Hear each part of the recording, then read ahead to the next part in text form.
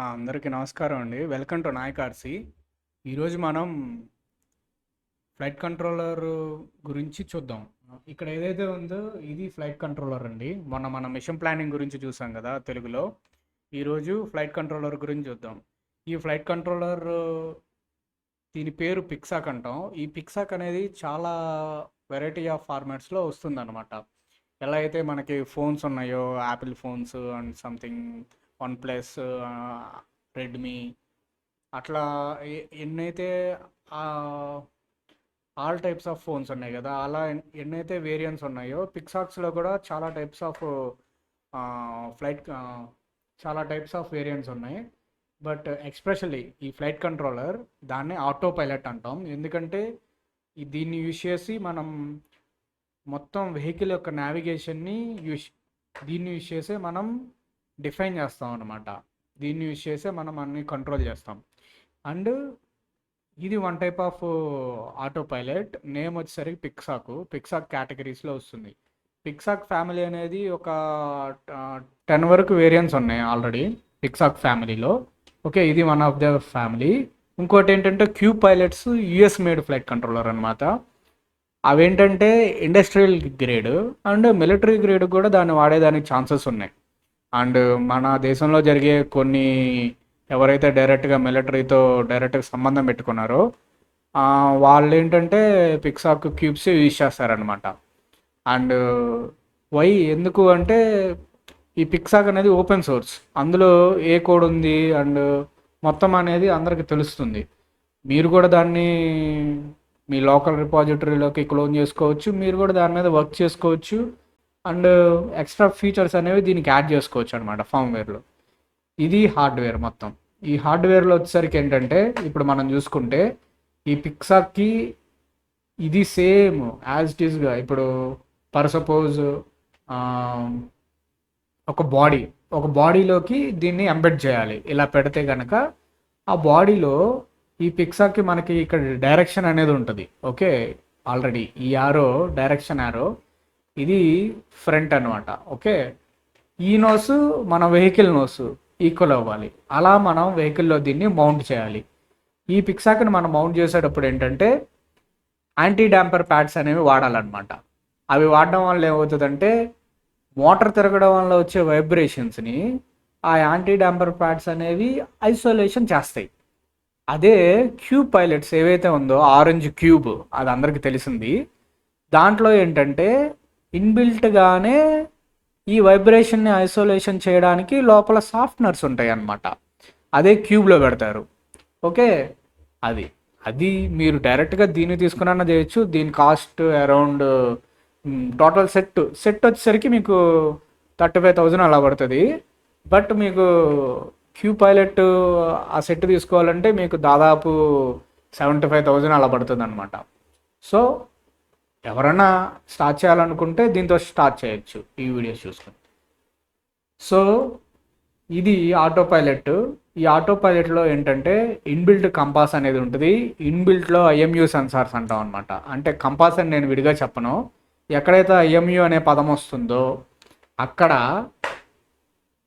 ఆ ఐఎంయూ అనే పదం ఏంటంటే ఇనర్షియల్ మెజర్మెంట్ యూనిట్ అంటాం దాన్ని.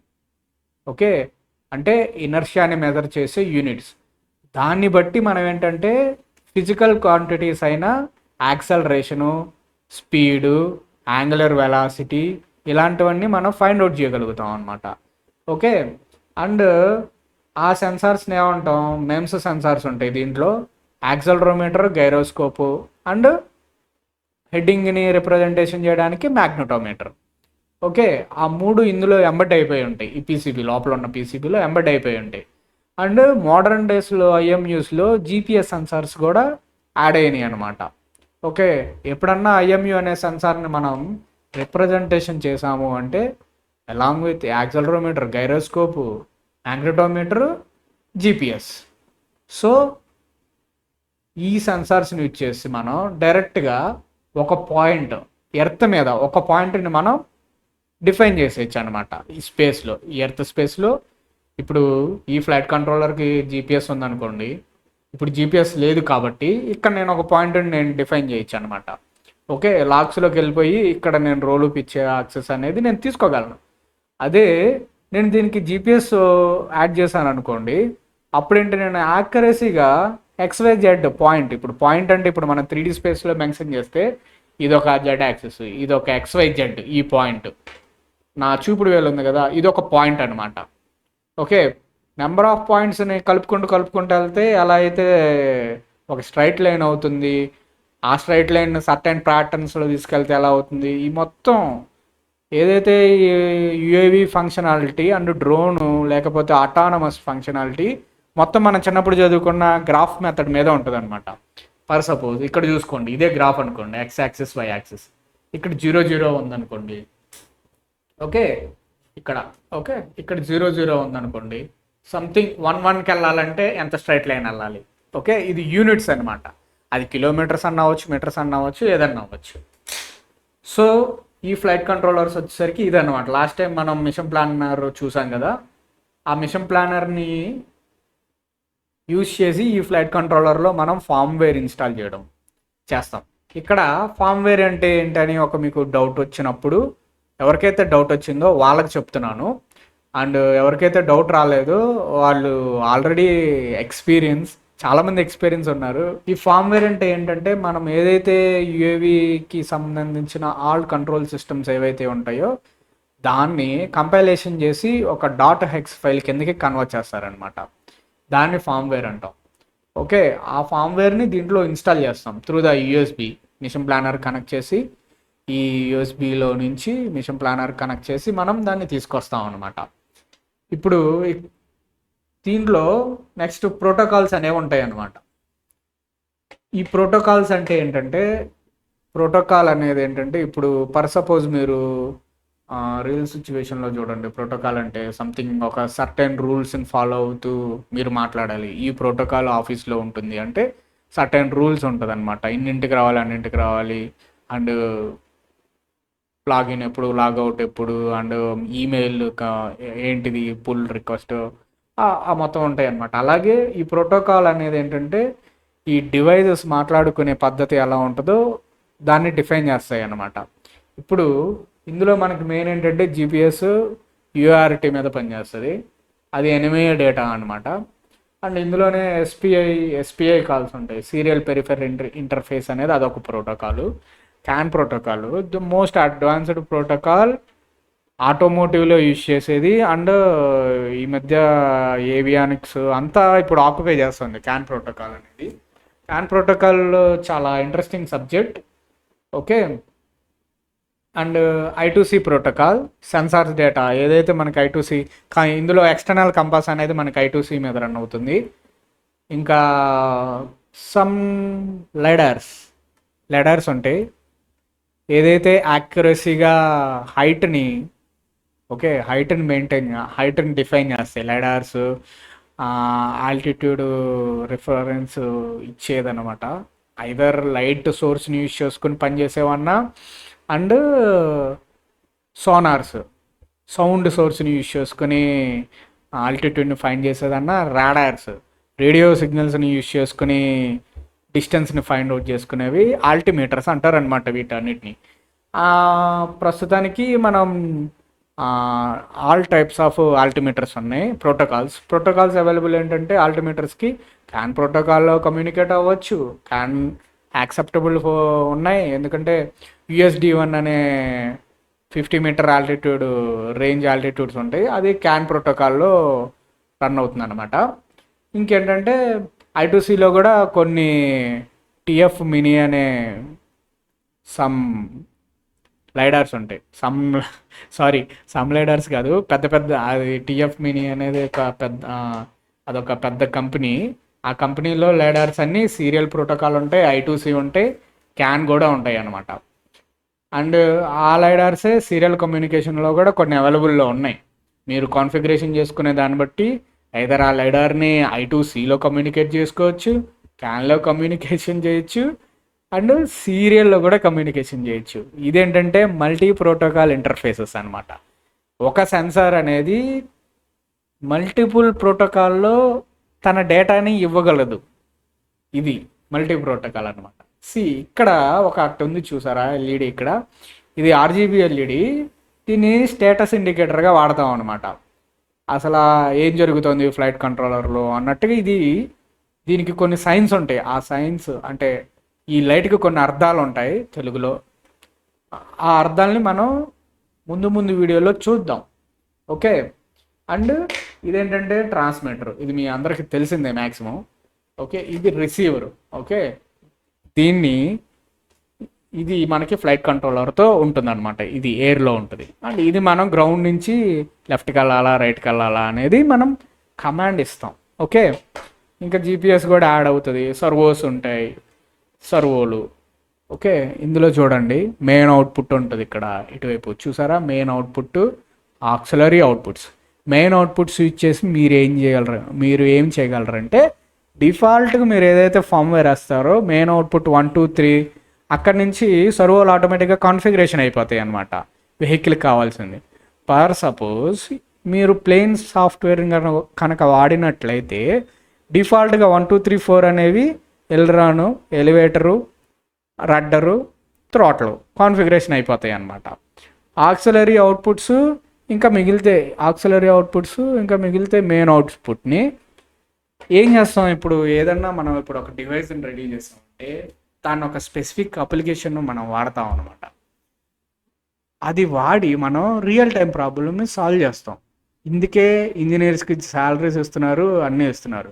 లేకపోతే ఎవడ ఏ ప్రాజెక్టులో ఉండో, ఎవడింట్లో ఆడు ఉంటాడు, పొలానికి వెళ్ళి దున్నుకుంటాడు, తింటాడు, పడుకుంటాడు, అయిపోతుంది. బట్ ఇక్కడ ఏంటంటే ఎవ్రీడే మనం సమ్ ఛాలెంజెస్ని ఉంటాయి డైలీ మనం చేసే వాటిలో ఆ ప్రాబ్లమ్స్ వస్తాయి. ఆ ప్రాబ్లమ్స్ని రిజాల్వ్ చేసి కొన్ని కంపెనీలు ప్రాజెక్ట్ కింద తీసుకుని అలా చేస్తారనమాట. సో వీటిని మన హాబీగా చేయాల్సిన అవసరం లేదు. చాలా companies, mapping companies and medicine from sky అనే తెలంగాణలో ఆల్రెడీ వికారాబాద్లో ట్రయల్స్ జరిగాయి. అండ్ ర్యాపిడ్ అనమాట. ఇప్పుడు పర్ సపోజ్ రూరల్ ఏరియాలోకి రోడ్లు లేని ప్లేసెస్లో కూడా మన డ్రోన్ వెళ్ళిపోయి డెలివరీ చేయగలదు. మేము ఏదైతే ఎయిర్ సర్వ్ కంపెనీ నుంచి పనిచేసామో ఆ డ్రోన్ అయితే 24/7 రెడీ టు టేక్ ఆఫ్ ఉంటుందన్నమాట. అండ్ ఈవెన్ దో మనం ఫ్లాంక్ ఉంటుంది కదా, ఇంజనీరింగ్ ఫ్లాంక్, ఆ ఫ్లాంక్ స్థానంలో నుంచే టేక్ ఆఫ్ అయిపోయి ల్యాండ్ అయిపోతుంది. ఇంకా దానికి ఒక పెద్ద సెటప్ ఉండాలి అలాంటిది ఏం లేదు. ఒక 3 kg పేలోడ్ని తీసుకెళ్ళిపోతుంది జస్ట్ స్మాల్ స్పేసెస్లో. ఇది టైప్ ఆఫ్ అప్లికేషన్స్ అనమాట. ఇది మనం ఇట్లాగా డిఫరెంట్ అప్లికేషన్స్ని మనం ఇంటర్ఫేస్ చేయాలి. దాన్ని ఏమంటారంటే పేలోడ్ ఇంటర్ఫేసెస్ అంటాం. ఇప్పుడు మనకు అక్కడ మెడిసిన్ ఫ్రమ్ స్కైలో ఏం చేసాం, బాక్స్ అనేది మా కంపెనీ ఏంటంటే ఒక బాక్స్ అనేది డ్రాప్ చేసి రావాలనేది ఒక థింగ్ అనమాట. ఇప్పుడు ఆ పేలోడ్ ఇంటర్ఫేసెస్ అనేది ఇక్కడ ఇచ్చుకోవచ్చు అనమాట. ఆక్సిలరీ సర్వర్స్ ఉన్నాయి కదా, ఇక్కడ పేలోడ్ ఇంటర్ఫేసెస్ అనేది ఇస్తాం. ఇది ఏంటంటే ఇప్పుడు నేను చెప్పేది రఫ్గా ఆ ఫ్లైట్ కంట్రోలర్ గురించి మొత్తం చెప్తున్నాను. ఐ థింక్ ఎవరైనా చెప్పారో చెప్పలేదో నాకైతే తెలియదు, మ్యాక్సిమం నేనైతే చూడలేదు యూట్యూబ్లో. అండ్ ఇది నేను రఫ్గా ఒక ఇదిగా చెప్పిన తర్వాత ఎవ్రీ పార్ట్ నేను ఇన్డెప్త్గా చెప్తాను. ఓకే. అండ్ దెన్ ఆఫ్టర్ ఈ పేలోడ్ ఇంటిగ్రేషన్స్ కూడా అయిన తర్వాత ఈ పిక్సాక్ రెస్పాన్సిబిలిటీ తీసుకుంటుంది ఫ్లైట్ని ఎలా కంట్రోల్ చేయాలి అనేది. అండ్ జీపీఎస్ నావిగేషన్కి రెస్పాన్సిబిలిటీ తీసుకుంటుంది. అండ్ పేలోడ్ ఎక్కడ డ్రాప్ చేయాలి అనేది జీపీఎస్ పాయింట్స్ని బట్టి. అండ్ ఆ ప్లేస్కి వెళ్ళిన తర్వాత పేలోడ్ అనేది డ్రాప్ చేయాలి అనేది ఆక్సిలరీ అవుట్పుట్స్ తీసుకుంటాయి. దీనికి సంబంధించినంత ఫ్లైట్ డేటా అనేది ఇందులో క్యాలిక్యులేషన్స్ అవుతాయి అన్నమాట. ఈకేఎఫ్ ఈ మొత్తం క్యాలిక్యులేషన్స్ అంతా ఇందులో ప్రాసెసర్స్ ఉంటాయి. ఆ ప్రాసెసర్ ఆ క్యాలిక్యులేషన్స్ అన్నీ చేస్తాయి అన్నమాట. అంటే ఇప్పుడు మన కంప్యూటర్ ఎలా అయితే ప్రాసెస్ చేస్తుందో సంథింగ్ ఒక డేటాని, అలాగే ఇది కూడా అన్నమాట. అర్థమైందా? అండ్ ఇది from start to finish. Okay. ఇప్పుడు ఫిక్స్డ్ వింగ్ కాదు, దీంతో మల్టిపుల్ వెహికల్స్ని మనం కాన్ఫిగరేషన్ చెయ్యొచ్చు. మీరు ఏదైతే అనుకుంటున్నారో multi-rotors దగ్గర నుంచి ఫిక్స్డ్ వింగ్స్, రోవర్స్ అంటే భూమి మీద తిరిగే వెహికల్స్, అండ్ పడవలు నీటిలో తిరిగే వెహికల్స్, అండ్ సబ్మెరైన్స్ నీటి లోపల తిరిగే వెహికల్స్. అంటే భూమి, నీళ్ళు, గాలి, ఈ 3 ప్లేసెస్లో. అంటే సాధారణంగా మనం ఉభయచర జీవులు అనుకుని చదువుకుంటాం, తాబేలు ఓకే నీటిలోనూ బతకగలదు, నేల మీద బతకగలదని. బట్ ఇదేంటంటే ఉభయ కాదు, ఉభయ 3 విధాలుగా 3 స్థితుల్లోనూ వెళ్ళగలిగే శక్తి దీనికి ఉంటుంది అనమాట. ఓకేనా, అర్థమైందా? ఏదో ఇంతే. నెక్స్ట్ మనం దీంట్లో మనం ఫార్మ్వేర్ ఎలా ఇన్స్టాల్ చేయాలనేది మనం నెక్స్ట్ వీడియోలో చూద్దాం. ఓకే, డెఫినెట్లీ నేను తెలుగులో కూడా చేస్తాను, ఎందుకంటే నా మదర్ టంగ్ అనేది తెలుగు. మీరందరూ ఈ టెక్నాలజీ గురించి నేర్చుకోవాలనేదే నా కోరిక. గత 12 సంవత్సరాలుగా నేను ఈ ఇండస్ట్రీలో ఉన్నాను. ఈ 12 సంవత్సరాల్లో నేను ఏదైతే ఛాలెంజింగ్గా తీసుకున్నానో ఆ ఛాలెంజెస్ని నేను ఎలా సాల్వ్ చేశానో నేను మీకు తక్కువ టైంలో ఎక్స్ప్లెనేషన్ చేయడం, తక్కువ టైంలో అండ్ మీకు అర్థమయ్యేటట్టుగా ప్రాక్టికల్గా ఎక్స్ప్లెనేషన్ చేయడానికి ట్రై చేస్తాను. సో మీ సపోర్టు నాకు కావాల్సింది ఏంటంటే, ఎవరికైతే ఈ వీడియోలు అవసరమో వాళ్ళకి షేర్ చేయండి. అండ్ నేను ఇందులో ఒక్క పాయింట్ కూడా దాయను. మీరు ఏదన్నా నన్ను డైరెక్ట్గా క్వశ్చన్ అడగాలనుకుంటే కామెంట్స్లో అడగండి. నేను ఆ టాపిక్ గురించి నెక్స్ట్ వీడియోలోనే చేయడానికి ప్రయత్నిస్తాను. అండ్ ఈ రోజుకి ఇంతే. అండ్ నెక్స్ట్ వీడియోలో మళ్ళీ మనం కలుసుకుందాం. అంతవరకు అందరు జాగ్రత్తగా ఉండండి. నమస్కారం.